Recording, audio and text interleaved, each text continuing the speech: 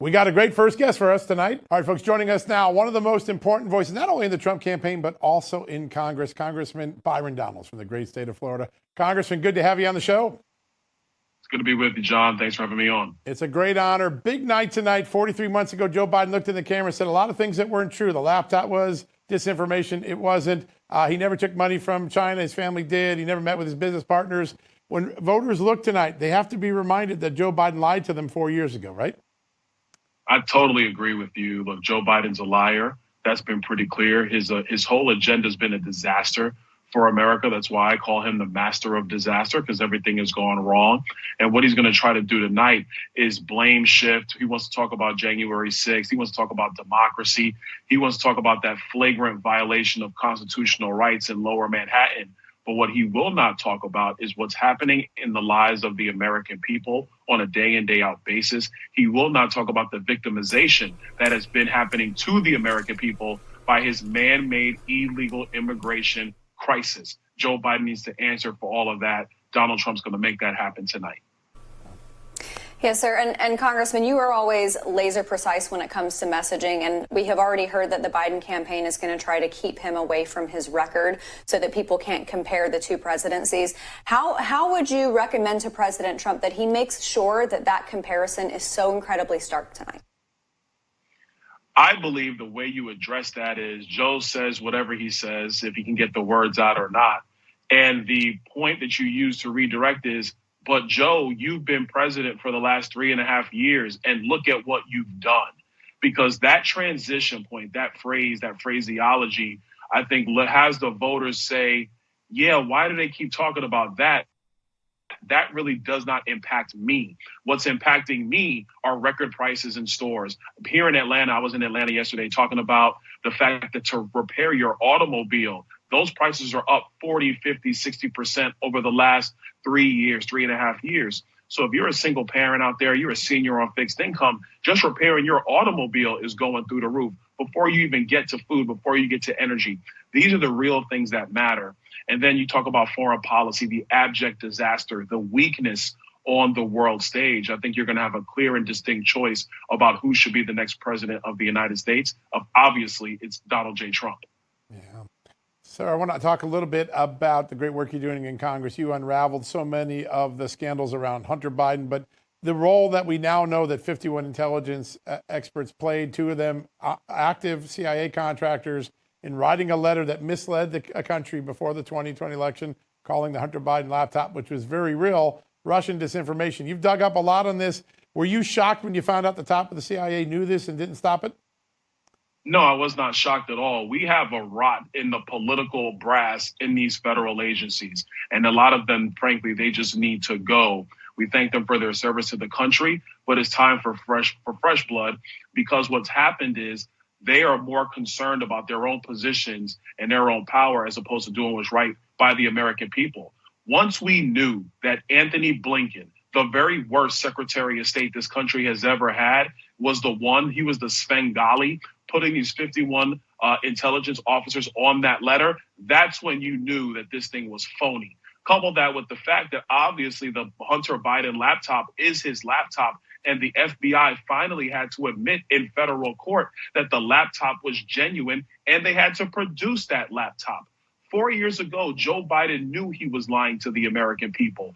4 years ago, he knew that his family was getting money from overseas countries, overseas companies, simply because they wanted to have access to Joe Biden. It is corruption at the highest level. It is pay for play at the highest level. He knew all this, and he lied to the American people anyway because he wanted power. And then he got power, and he destroyed the place. That's what I believe Donald Trump's message needs to be tonight. I think he's going to deliver that message tonight. And let me tell you something. I think when the American people see the two men side by side, the choice is going to be clear.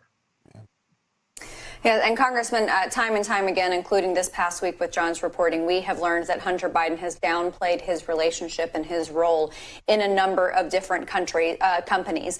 I know that we are heading into election season. It starts tonight with this debate. It's pretty much the kickoff. Then we roll into the RNC. But Oversight Committee, you guys have done an incredible job of sniffing all of this out.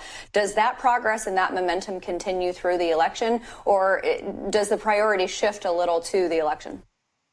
No. We're going to continue to do our work. I actually saw Chairman Comer the other day on Capitol Hill. That work's going to continue. It's not going to stop. We're still investigating a lot of these issues because you got to understand what Joe Biden, Hunter Biden, and Jim Biden and all of their cronies did is they were concealing this money on purpose, not just from the IRS, but also from the American people. So yet it's going to take a long range investigation to really dig all this up. But at the end of the day, that family had no business. Joe Biden was the business. Joe Biden is the big guy. We demonstrated in the Oversight Committee on one line of transactions where he did get 10% of the money that came from CEFC, and it went through account after account, company after company, family member to family member to get to Joe Biden. We've documented that. So that work's going to continue. We're not stopping our investigations. Yeah, so important that we get the American people the truth they were denied. There was a fascinating poll in the Washington Post. So Joe Biden has spent years trying to say democracy is at threat by MAGA, Donald Trump, conservatives.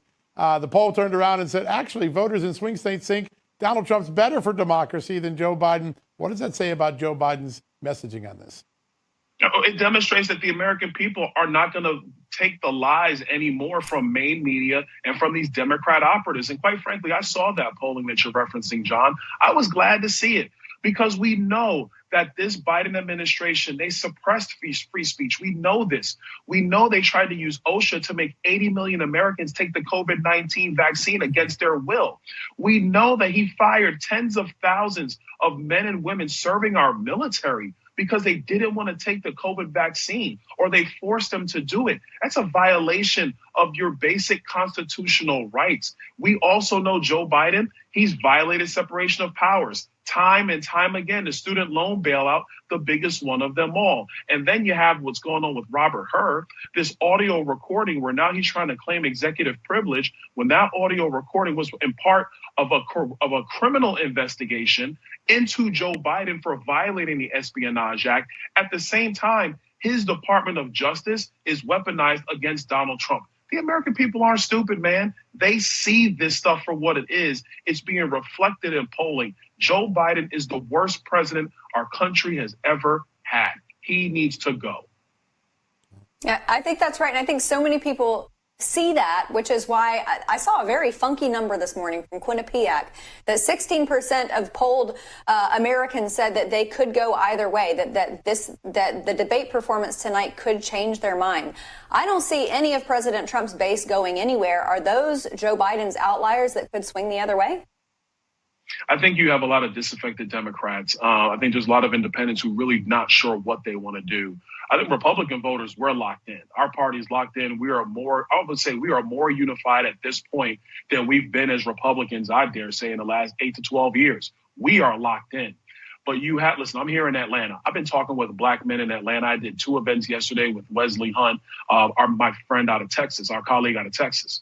You're talking to black men. They're looking at this economy. They're looking at the world. They're looking at these cultural issues that are being pushed by the Democrats, the radicalism around gender ideology, the radicalism of what in men and women's sports, in complete insanity.